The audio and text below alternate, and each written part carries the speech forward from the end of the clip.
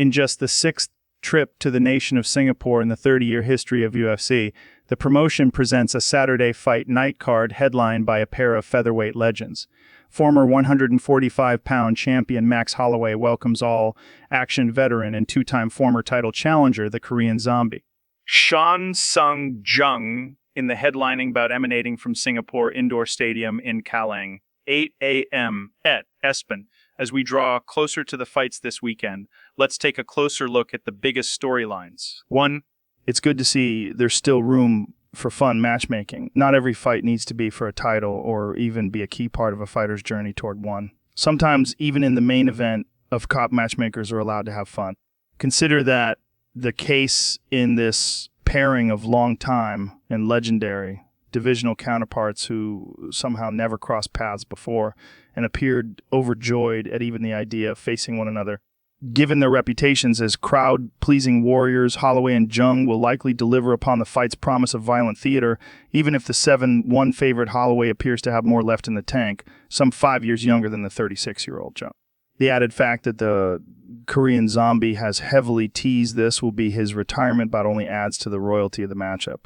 Considering Holloway isn't likely to land a fourth shot at champion Alexander Volkanovski until a shakeup atop the division takes place, this is also smart matchmaking for the blessed veteran to stay relevant and remain atop the marquee instead of sitting idle. 2.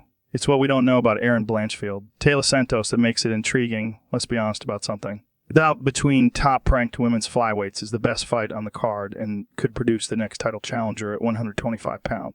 The fight also presents a ton of questions for both fighters to answer. At 24, Blanchfield has taken the UFC by storm over the past 2 years with dominant victories over the likes of Miranda Maverick and Molly McCann.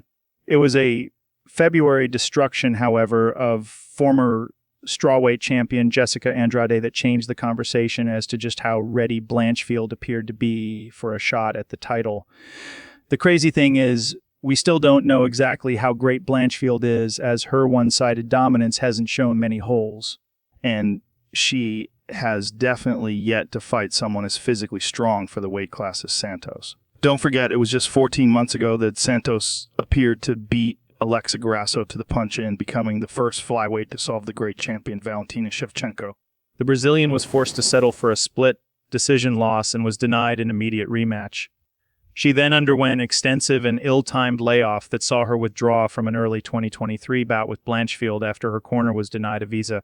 Was Santos' grappling heavy effort against Shevchenko the best night of her career and not indicative of who she actually is, or might Blanchfield's inexperience be in for a rude awakening against the submission threat of Santos? The close odds with Blanchfield installed as a small favorite suggest our questions can only be answered over 15 minutes inside the cage. 3. Giga Chikadze gets a second chance at making a first impression after making his UFC debut in 2019. The Georgian striker quickly became a future title contender to watch for as he recorded 7 straight wins, including stoppages of veterans Cub Swanson and Edson Barboza. One main event loss to Calvin Kattar later, and Chikadze left fans wondering what the hype was all about. Even though Chikadze went 5 rounds for the first time, he lost all of them on all 3 judges' scorecards.